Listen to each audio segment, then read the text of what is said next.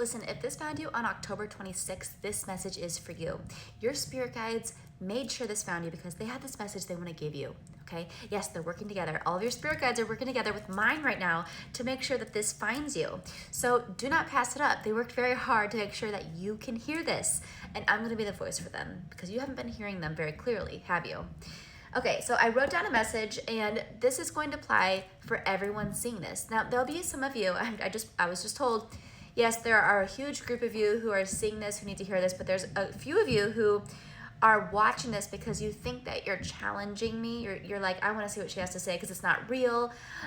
Some of you guys are thinking that you're watching this just for entertainment, but what I'm actually being told is that this is going to hit you later on. So yes, all of you are seeing this for a reason. You might not have that epiphany right now, but it will, okay? So here's what I'm being told. I'm being told heavy and easy can be one and the same. What does that mean? That is saying we can talk about heavy things easily, okay? For some of you guys, it's like there's these things that happen to you and you don't want to talk about it because you think it's going to be too hard. You think that it's going to be hard for people to listen to, hard for people to understand, hard for people to relate to. And Spirit's saying when you find that right person and you can let it out, it might be a hard thing that you are talking about, but the act of speaking it will be easy with the right person. Get it off your chest. You don't need to be holding on to that energy anymore. Next thing, let go of fear and run fast.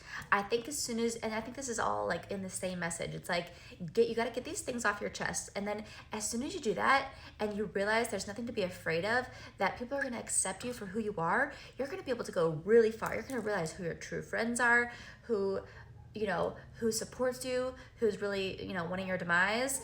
And you're going to be able to run faster because you're going to see, when your truth comes out, you're going to see who your real people are. And it's going to help you go a lot farther, a lot faster than playing this fake game you've been doing, which isn't helping you or anyone else really. What's it doing? It's not doing anything for you. Stop doing that.